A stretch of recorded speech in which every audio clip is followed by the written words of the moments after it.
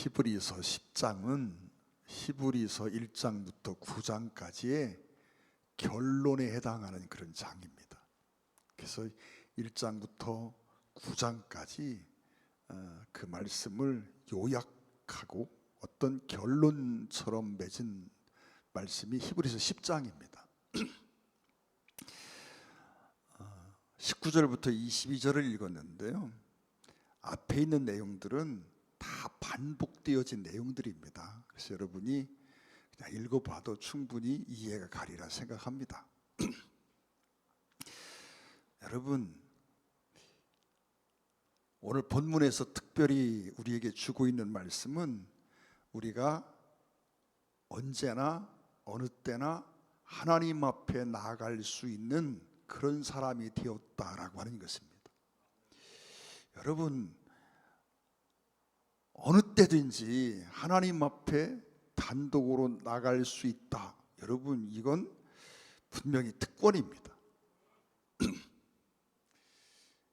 우리 예수님이 십자가에서 피 흘려 죽으심으로 하나님 앞에 우리가 감히 나갈 수 있는 길을 열어주셨습니다. 여러분, 이 길을 열기 위해서 우리 주님은 십자가를 지셨습니다. 그리고 그 소망을 가지고 십자가를 통해서 우리에게 이 놀라운 은혜를 주셨습니다. 그런데 여러분, 한번 생각해 보십시오. 이게 분명히 시험 문제를 내면 잘 알 겁니다. 그런데 실제로 우리가 하나님 앞에 언제나 단독으로 나갈 수 있는 것이 특권이다 라고 느껴집니까? 이 특권을 받은 우리가 이 부분에 대해서 감동이 있고 감사가 있고 감격하는 마음이 있을까요? 여러분, 분명히 시험 문제를 내고 답을 쓰라면 특권이라고 쓸 겁니다. 특별한 은혜라고 쓸 수 있습니다. 그런데 실제 우리의 삶 속에서 우리가 하나님 앞에 언제나 나갈 수 있는 것이, 이 특권이 정말 내게 감동으로 다가오고 감사로 다가오느냐는 겁니다. 실제 생활은 그렇지를 못하지요. 또 살아가면서 이 하나님 앞에 언제나 갈 수 있는, 나갈 수 있는 이것이 특권이라고 느껴지지도 않습니다. 대부분의 크리스찬들이 이것을 특권으로 느끼며 살지 못한다는 겁니다. 왜 그럴까요? 여러분, 그건 우리가 하나님을 잘 모르기 때문에 그렇다 생각하기도 합니다. 여러분, 만약 우리가 어떤 사람과 어떤 특별한 관계를 맺는다, 그럴 때 내가 관계를 맺는 그 사람을 잘 모르거나 또는 우리가 알아도 별 볼 일 없는 사람이라고 생각하면 그와 관계가 이어졌다 해서 내가 뭐 특별히 감동받고 그걸 특권이라고 생각하지는 않을 겁니다. 평범한 동네 아저씨 한 분을 사귀게 돼서 어떤 관계를 갖게 되었습니다. 그렇다고 해서 감동이 있을까요? 그걸 특권이라고 느끼는 사람은 없겠죠. 그러나 여러분, 엊그제 축구를 보니까 너무 재밌게 잘하던데 사람 간졸이는 데는 아주 좀 우리 국가대표가 일가견이 있는 것 같습니다. 여러분, 손흥민 선수가 프리킥을 차는데 세상에 볼 차는 게 그렇게 아름답게 느껴본 적은 처음인 것 같습니다. 여러분, 만약 우리가 손흥민 선수와 특별한 관계를 맺게 되고 내가 어느 때든지 전화하면 서로 통화하고 대화하고 가끔 만나고 그런 사이라고 하면 여러분, 어디 가서 손흥민 얘기만 나오면 침튀가 가며 아마 얘기하지 않을까 싶습니다. 여러분, 대통령과, 윤석열 대통령과 내가 특별한 관계가 있어서 내가 아무 때고 대통령을 만날 수 있고 아무 때고 대통령과 전화도 할 수 있고 대화도 할 수 있는 그런 관계라면 이걸 특권이라고 느끼지 않을 사람이 있을까요? 여러분, 아마 우리가 이런 사람들과 내가 관계를 맺은 그 사람이 대통령이라든지 손흥민이라든지 아니면 북한의 김정은이라든지 여러분 BTS라든지 트와이스라든지 그러면요 이걸 다 특별한 감동으로 받아들일 겁니다. 근데 여러분 다른 분도 아니고 하나님과 내가 특별한 관계를 맺게 되었습니다. 그래서 하나님 앞에 언제나 나갈 수 있는 자가 되었습니다. 이 특권을 주시려고 주님이 십자가를 지셨습니다. 그 십자가를 통해서 우리에게 이 큰 은혜를 주셨습니다. 그런데 우리는 그 부분에 대해서 별 감동이 없고 별 감사도 없고 그걸 특권이라고 느껴지지도 않고 여러분 그런 문제가 있는 것 아닐까요? 여러분 분명히 여러분 상식적으로 생각하면 특권임에 분명한데 실제 마음의 감동으로는 잘 다가오지 않고 있다는 겁니다. 여러분 하나님이 얼마나 높고 대단한 분인지 여러분 하나님이 얼마나 두려운 분인지 잘 몰라서 그렇다는 겁니다. 여러분 구약의 하나님 하면 어떤 하나님으로 떠오릅니까? 저는 구약을 읽으면서 하나님의 어떤 모습을 생각할 때요 정말 오금이 저릴 만큼 두려움으로 성경을 읽습니다. 특별히 에스겔서 같은 성경을 읽으면서요 하나님의 진노가 거기 나오지 않습니까? 하나님이 막 화가 나시니까 3분의 1은 칼로 쳐 죽이고 3분의 1은 불타 죽고 3분의 1은 전염병으로 쳐 죽이고 겨우 도망 나오니까 하나님이 큰 칼 빼들고 쫓아가면서 뒤에서 목을 쳐 죽이고 이런 내용들이 나올 때 여러분 그걸 어떻게 읽습니까? 하나님이 소돔과 고모라를 유황불로 심판했다 그랬습니다. 유황불이 하늘로부터 쏟아져 내려가지고 그 성에 있는 생명체는 나무고 풀이고 개미고 여러분 생명이라고 생긴 건 다 태워 죽여버리고 말았습니다. 노아의 홍수를 생각해 보세요. 여러분 그걸 읽으면서 두려운 마음을 가지고 읽지 않는다? 그건 뭔가 상식적으로 이해가 되지 않는 거지요. 여러분 구약의 하나님 그 두려운 하나님으로 이렇게 다가옵니다. 물론 거기 하나님의 사랑도 있고 인도하심도 있고 다 있습니다. 그러나 분명한 건 그 역사를 바라보면서 두렵고 떨림으로 읽게 됩니다. 여러분 신약의 하나님을 읽으면서 어떤 생각을 합니까? 좋으신 하나님, 인애가 풍성하신 하나님. 여러분 신약의 하나님은 좋으신 하나님이고 구약의 하나님은 무서운 하나님일까요? 구약의 하나님은 사랑이 좀 부족하신 분 같고 그저 째찍을 들고 혼만 내키신 하나님처럼 느껴집니까? 신약의 하나님은 그저 사랑이 풍성하신 하나님으로만 느껴집니까? 여러분 우리는 알고 있습니다. 하나님은 어제나 오늘이나 영원토록 동일하신 분. 구약의 하나님이 오늘의 하나님이고 신약의 하나님이고 영원히 동일하신 하나님임을 잘 알고 있습니다.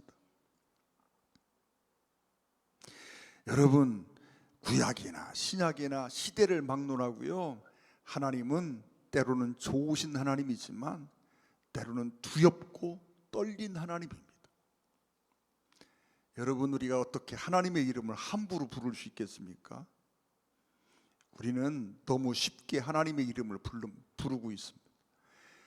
여러분 구약시대의 이스라엘 백성들은요 하나님의 이름 앞에 나오면 성경을 읽다가 하나님의 이름이 나오는 구절이 오면 잠깐 멈춥니다. 그 이름을 감히 부르지 못하고 잠시 호흡을 멈춘 뒤 다음 구절부터 성경을 읽었습니다.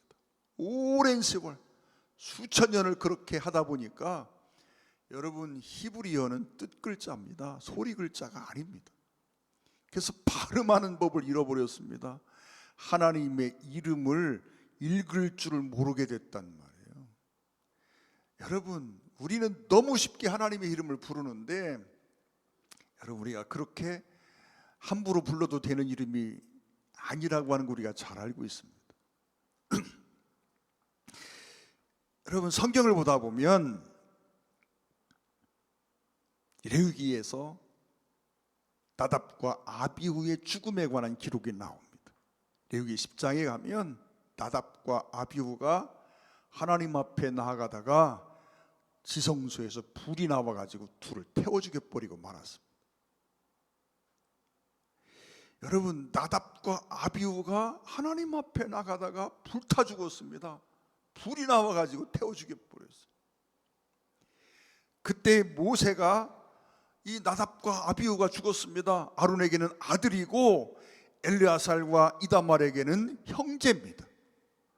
그런데 모세가 아론과 또 그 두 아들에게, 살아있는 두 아들에게 말합니다. 머리를 풀어 헤치거나 옷을 찢지 마라. 그러면서 하는 말이, 그렇게 함으로 죽음을 면하라 라고 말합니다. 다시 말하면 아들이 죽었는데, 형제가 죽었는데 슬픈 내색을 하지 말라는 겁니다. 애도하지 말라는 거예요. 만약에 그렇게 하면 너희가 죽음을 면할 수 없다는 겁니다. 아니, 아들이 죽었는데, 형제가 죽었는데 애도도 못하게 만듭니다. 하나님이 이 나답과 아비후를 불태워 죽인 후의 일입니다.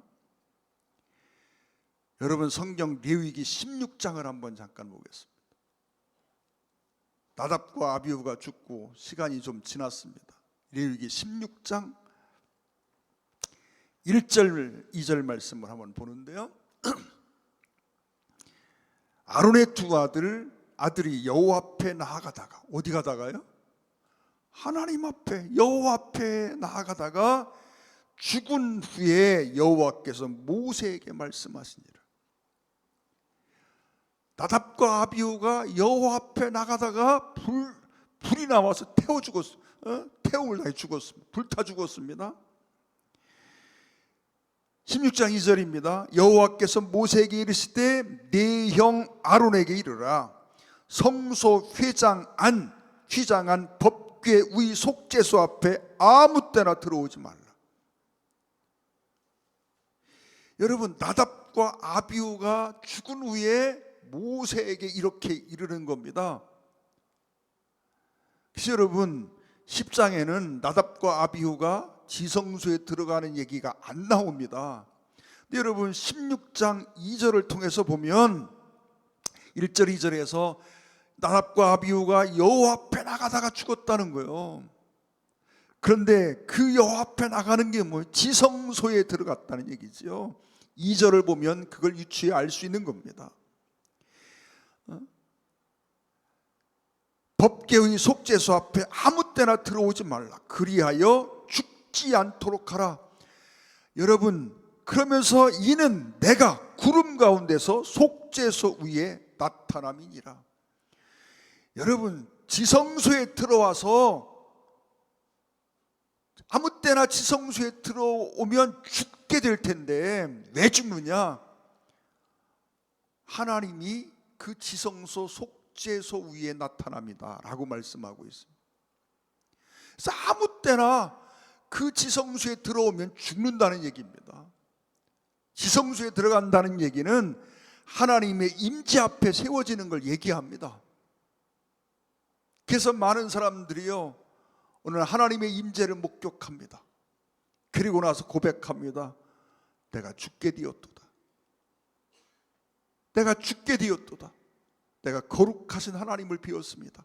아니, 하나님을 봤으면 막 좋아 춤을 춰야 될 일인데 하나님을 보고 난 사람들이 한결같이 하는 말이 뭡니까? 내가 죽게 되었다. 야, 나는 이제 죽었다 라고 말하는 겁니다. 여러분, 지금 나답과 아비후가 지성소에 들어가다가 불이 나와 죽었습니다. 불타 죽었습니다. 그 일이 있은 후에 하나님이 말씀합니다. 아무 때나 지성소에 들어오면 죽게 된다는 겁니다. 하나님의 임재 앞에 서면 죽는다는 얘기입니다. 그러면서 16장 후반부에 가면 중반 이후에 속죄일의 규례를 말씀하고 있는 겁니다. 7월 10일에 대제사장이 1년에 한 번 지성소에 들어가서 하나님 앞에 서는 겁니다. 아무 때나 들어갈 수가 없습니다. 정한 날 여러 의식을 거쳐서 자기를 철저하게 성찰하고 회개하고 속죄의 제사를 드리고 이런 준비들을 다 하고, 그리고 대제사장만이 1년에 한 번 지성소에 들어갑니다. 그런데 그렇게 여러 단계를 거쳐서 복잡한 절차를 거쳐서 자기 죄를 속죄하고 지성소 앞에 들어가는데 그래도 마음이 놓이지 않습니다. 여러분 16장에 보면 들어갈 때 여러 가지 과정들이 있는데, 그렇게 정결케 하고도 마음이 놓이지 않아서 염소를 잡아 그 피를 제단 동편에 뿌리고 제단 그 지성소 앞에 또 7번을 뿌립니다. 그러고도 마음이 안 놓입니다. 그 송아지를 잡습니다. 숫송아지를 잡아가지고 제단 동편에 뿌리고 또 속죄소 앞에 7번을 뿌립니다. 그러고도 마음이 안 놓입니다. 그래서 염소를 잡아가지고 그 피를 제단 모퉁이에 7번씩 바릅니다. 그러고 지성소에 들어가는데 그래도 마음이 안 놓입니다. 그래서 허리에 띠를 동이고 또는 발목에 띠를 동이고 들어갑니다. 두려움에 달달 떨면서 들어가는 겁니다. 여러분 왜 그렇습니까? 거룩하신 하나님 앞에 노출되는 자기 자신의 모습이 너무나 추하기 때문에 그렇습니다. 여러분 우리가 이 땅의 삶을 살면서 아무리 깨끗한 삶을 살고 어쩌니 저쩌니 하는 삶을 살아도 거룩하신 하나님 앞에 서는 순간 내 모습을 볼 수밖에 없고, 그 거룩하신 하나님 앞에 서 있는 내 모습이 초라하고 추할 수밖에 없는 거죠. 여러분 우리는 하나님 앞에 감히 나갈 수 없는 존재였습니다. 그런데 우리 주 예수님이 이 땅에 오셔서 십자가를 지시고 그 피로 나의 모든 죄를 사하시고 십자가에서 단번에 영원한 완벽한 속죄의 제사를 드리시고 우리의 죄를 속죄해 주셨습니다. 그리고 우리가 하나님 앞에 나아갈 수 있는 길을 열어주셨습니다. 오늘 본문 2절에 그렇게 말합니다. 그 길은 우리를 위하여 휘장 가운데로 열어놓으신 새로운 살 길이요. 주님이 십자가에서 못이 박히고 운명하실 때 주님이 크게 소리 지르시고 운명하셨다 그랬습니다. 그때의 성소의 휘장이 둘로 갈라졌다 그랬습니다. 위로부터 아래로 찢어져서 갈라져서 둘이 되었습니다. 다시 말하면 성소와 지성소를 갈라놓았던 휘장이 찢어져서 성소와 지성소의 구분이 없어져 버렸습니다. 여러분 마태복음 27장에서는 그렇게 말합니다. 예수께서 다시 크게 소리 지르시고 영혼이 떠나시니라. 이에 성소 휘장이 위로부터 아래까지 찢어져 둘이 되고 땅이 진동하여 바위가 터졌다 그랬어요. 주님이 운명하시는 순간 성소와 지성소를 가르던 휘장이 찢어져서 나뉘어져 버렸습니다. 성소와 지성소를 구분하던 휘장이 찢어짐으로 성소와 지성소가 하나가 되어버렸어요. 여러분 이 성소에는 누가 들어갑니까? 아무나 들어갈 수 있는 것은 아닙니다. 이 성소도 제사장들만이 들어갈 수 있었습니다. 근데 여러분 베드로전서 2장 9절에 보면 그러나 너희는 택하신 족속이요 왕같은 제사장이요 그의 소유된 백성이라고 말씀하고 있습니다. 모든 성도가 예수 그리스도 안에서 왕 같은 제사장이 되었다라고 하는 이야기는 성소에 들어갈 수 있게 되었다는 이야기고, 성소에 들어간다 하는 말은 성소와 지성소가 이미 주님이 십자가에서 죽으심을 통해서 이 휘장을 찢어서 성소와 지성소를 나누던 것을 하나로 만들어 버렸습니다. 즉 하나님의 임재 앞에 설 수 있게 됐다는 겁니다.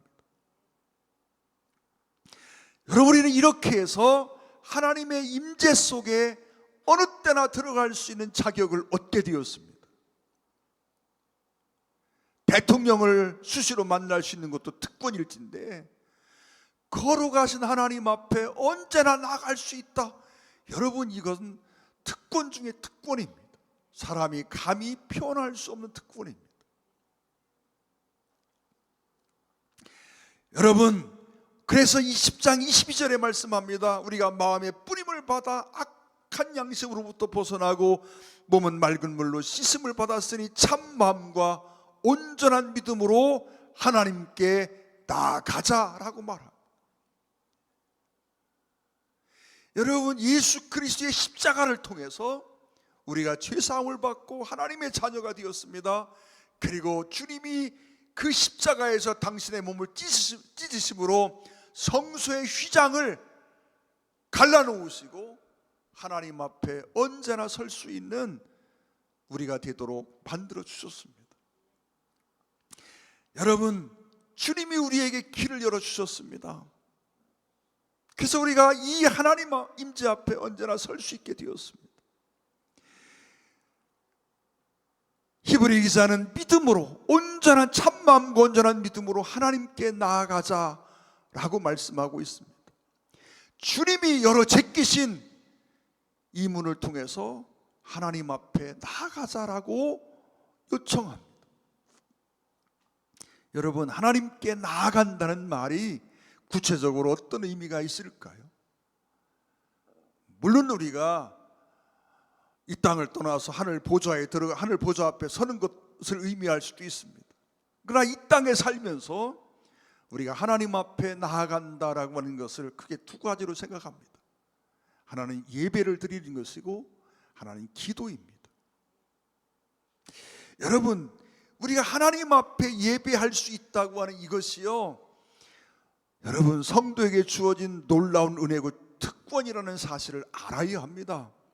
그래서 여러분, 이 예배에 참여할 때마다 우리가 이 예배에 참여할 수 있도록 하기 위해서 우리 주님이 우리에게 베푸신 은혜가 무엇인지를 생각해야 합니다.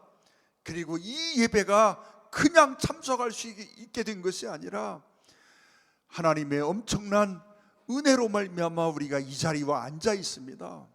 여러분, 예배를 소중히 할 줄 알아야 합니다. 수가성 여인과의 대화 속에서 우리 주님이 말씀합니다.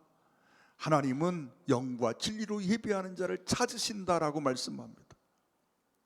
찾는다라고 말씀하시는데, 여러분, 달리 표현하면 이런 자를 만나신다는 얘기입니다. 하나님이 우리를 만나주시는데 어느 때 만나주시느냐? 하나님 앞에 예배할 때 만나주신다는 거예요. 영과 진리로 예배하는 자를 만나주십니다. 찾으신다는 의미가, 그런 의미가 있음을 우리는 분명히 믿습니다. 여러분, 그 예배가, 우리가 드리는 이 예배가 얼마나 소중한지를 생각하시고, 한 시간 한 시간 예배에 우리 마음과 정말 뜻과 생명을 담을 수 있기를 주의 이름으로 축원을 드립니다. 여러분, 또 기도라 그랬습니다. 여러분, 축복, 복이라는 단어가 히브리어로 바라크라고 하는 단어가 있습니다. 복을 축복하다, 찬양하다, 복을 주다, 그런 의미가 있습니다. 그런데 여러분, 이 복, 바라크라는 단어 속에 담겨져 있는 아주 중요한 의미 하나가 있습니다. 우리가 일반적으로 복을 주다, 축복하다, 뭐 이런 의미로 알고 있지만 우리가 꼭 기억해야 되는 의미 하나가 또 있습니다. 그것은 무릎을 꿇다라고 하는 의미입니다. 여러분, 무릎을 꿇는다는 이야기가 무엇입니까? 하나님 앞에 기도한다는 얘기 아닙니까? 여러분, 내가 기도할 수 있는 것이 특권이라고 믿어지십니까? 하나님이 지금 내 기도를 들으신다라고 확신이 되면 우리는 쉬지 말고 기도하라 하신 말씀의 의미를 우리가 이해하게 됩니다. 하나님이 내 기도를 듣고 계심을 믿는다면 여러분, 우리는 항상 하나님 앞에 기도할 수밖에 없습니다. 하나님이 내 기도를 들으시는데 내 사정을 아뢰지 않고 내 소원을 아뢰지 않고 여러분, 내가 어떤 문제를 놓고 주님 앞에 기도하지 않는다, 이게 어리석은 일이 아닙니까? 여러분, 요즘에는 그런 비리가 별로 없습니다. 그러나 여러분, 전두환 대통령, 노태우 대통령 이 시절만 해도요, 이게 로비가 통하던 시대였습니다. 여러분, 박정희 대통령이 서울시를 정비할 때 책상 위에서 자를 대고 줄을 그으면 그게 길이 되고 그게 고속도로가 됐습니다. 지금은 그러면 난리 납니다. 여러분, 제 선배 목사님 중에 한 분이 신성교회라고 그 서산 쪽에서 목회를 하셨습니다. 그분이 어느 날 그런 얘기를 합니다. 옛날에는 누구한테 전화 한 번만 하면 전봇대도 옮겨지고 길도 나고 다 했다는 겁니다. 여러분, 내가 해보려고 하면 힘이 들고 어렵습니다. 시간도 걸리고. 그런데 대통령이 맘먹고 하려고 하면 쉽습니다. 여러분, 하나님이 지금 내 기도를 들으신답니다. 하나님이 내가 언제, 어느 때, 어느 곳에서 무엇을 구하든 하나님이 내 기도를 듣고 계신답니다. 그런데 그 하나님 앞에 기도하지 않는다, 그리고 나 혼자 끙끙거리고 앓고 있다, 여러분 바보 아닙니까? 좀 송구스럽지만 옆에 앞뒤로 한번 인사 한번 해봅시다. 혹시 바보 아닙니까? 여러분, 한 번만 더 인사해 볼까요? 바보 노릇 그만합시다. 아니, 내 기도를 들으신 하나님이 계신데 왜 하나님하고 상의하지 않느냐는 거예요.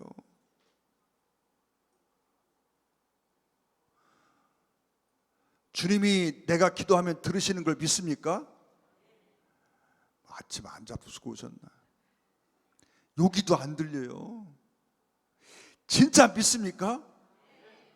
여러분, 하나님이 내 기도를 들으신다는데 왜 기도하지 않습니까? 내가 언제나 하나님 앞에 기도할 수 있고 하나님이 내 기도를 들으신다면 이게 특권이 아니면 뭐가 특권입니까? 여러분, 내가 어느 때 전화해도 대통령이 내 전화를 받는다, 그러면 여러분, 세상에 무서울 게 뭐 있습니까?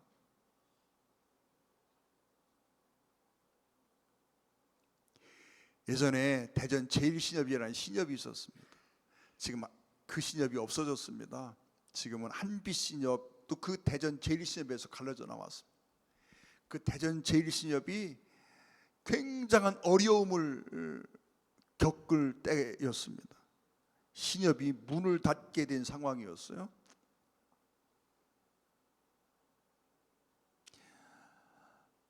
그때 전무님이 진동석이라는 장로님이었습니다.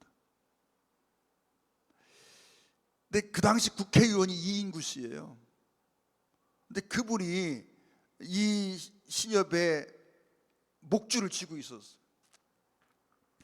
근데 그분하고 저하고 조금 관계가 있었습니다. 그래서 신협 이사장에게 제가 좀 한번 이인구 의원 좀 만나볼까요? 그랬더니 그분이 저한테 감정이 좀 있었어요. 이사회를 하는데 그 어떤 의결을 하는 부분이 마음에 들지 않아서 제가 반대를 했습니다. 근데 그 이사야를 그 어떤 의견을 강제로 관철을 시켜버렸어요. 그 일로 감정이 별로 안 좋았습니다. 그게 탐탁하게 여기질 않고 동의하지 않더라고요. 근데 결국 신협이 문 닫을 위기에 오니까 저를 찾아왔습니다. 그래서 그분의 부탁을 받고 여의도를 갔습니다. 그리고 이인구 의원을 만났어요. 그리고 대화를 하면서 그 문제가 잘 풀려서 그 신협이 회생할 수 있는 그런 기회를 얻었습니다. 여러분, 국회의원을 아는 게 별거 아니지만 여러분, 국회의원과 내가 마음껏 통화할 수 있고 부탁할 수 있고 부탁을 들어주고 그런 관계, 여러분 국회의원 하나와 그런 관계가 있고 시장 하나와 그런 관계가 있어도 특권입니다. 여러분, 하나님이 내가 기도하면 들으신다고 말씀합니다. 그러면서 하나님이 말씀하기를 야 언제든지 기도해 라고 내게 말씀하셨습니다. 여러분, 세상에 이런 은혜가 어디 있습니까? 하나님이 말씀하시기를 내가 뭐 가서 그냥 억지로 하나님하고 막 사정하는 게 아니라 주님이 말씀하시기를 너 어려운 문제에 있으면 내게 와. 너 무엇이든지 너 필요한 게 있으면 내게 부탁해 라고 말씀하셨단 말이에요. 내가 요구한 게 아니라요, 하나님이 말씀하셨습니다. 너 쉬지 말고 기도해. 무슨 얘기입니까? 너 밤낮 찾아와도 내가 귀찮아하지 않을게. 저는 쉬지 말고 기도하라. 여러분, 만약 어떤 사람이요 저를 밤낮으로 찾아와 가지고 때를 쓰면요 내가 못 견딜 겁니다. 저는 그렇습니다. 여러분들과 상담을 하러 왔습니다. 근데 그분과 상담을 하다 보니까요, 상담을 한번 시작을 하면 3시간 4시간 당신 얘기만 하는 분이 계셨어요. 죽을 뻔했습니다. 그분이 찾아오면 겁이 나요. 지금은 저희 교회에 안 계셔서 제가 이런 얘기를 합니다. 저는요 3시간은 고사하고 2시간만 와가지고 매일 찾아오셔서 2시간 나에게 얘기하신다. 나 못 살 것 같아. 그거 용납하기가 어렵습니다. 그런데 하나님이 내게 말씀하셨습니다. 야 언제든지 와. 아무 때고 오라는 겁니다. 밤 12시고 1시고 2시고 상관없어. 또 필요할 때는 언제든지 찾아와. 여러분, 그 주님이 하나님이 내게 말씀하신 거란 말이에요. 쉬지 말고 기도하라를 저는 그렇게 받아들였습니다. 하나님이 내가 너 귀찮아하지 않고, 내가 하루 종일 나를 달달 볶아도 내가 너 귀찮아하지 않고 지루해하지 않고 내 말 들어줄게. 여러분, 세상에 그런 분이 어디 있어요? 그분이 누구요? 전능하신 하나님, 세상을 창조하신 하나님이에요. 그 창조주 하나님이 내게 말씀하시기를 야 너는 내게 와도 돼. 언제든지 찾아와도 돼. 언제든지 와서 무엇이든지 기도해. 무엇이든지 나에게 요구하고 기도해라. 내가 네 기도를 들을 거야. 매일 찾아와도 귀찮아하지 않을 거고, 하루 종일 붙어 있어도 귀찮아하지 않을 거고.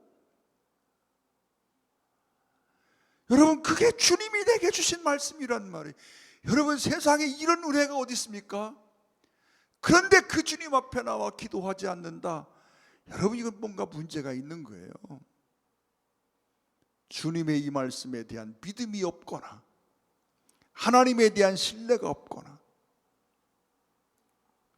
사랑하는 성도 여러분, 우리 주님이 십자가를 지신 것은요, 그리고 대제사장이 되어 보좌 우편에 앉아 계시면서 지금도 나를 위해 중보하시며 기도하신다고 말씀하시는데, 여러분, 이 은혜를 내게 주기 위함입니다. 주님이 나를 위해 길을 여셨습니다. 주님이 내가 하나님께 나아갈 때 나를 홀로 두지 않으시고 내 손을 잡으시고 하나님 앞에 함께 서주시는 분, 중보자이십니다. 여러분, 그분이 십자가에 흘리신 보혈로 내가 하나님을 만날 수 있는 준비를 시켜주신 분입니다. 그 주님이요, 지금 내가 하나님 앞에 나아갈 때 내 손을 잡으시고 하나님 앞에 함께 서주시는 분입니다.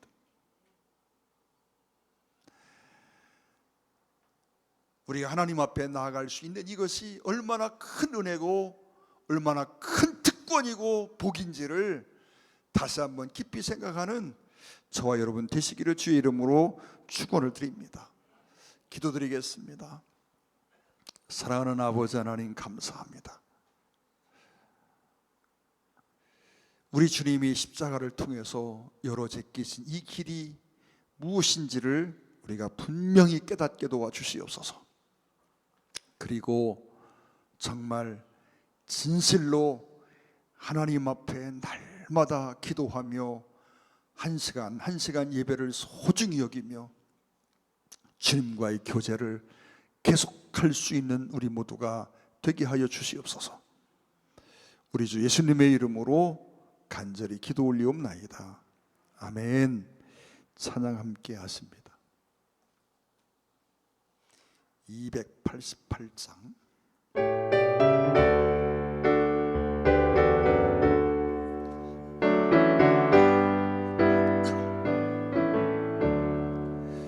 예수를 나의 구주 삼고 성령과 피로써 거듭나니 이 세상에서 내 영혼이 하늘의 영광 두리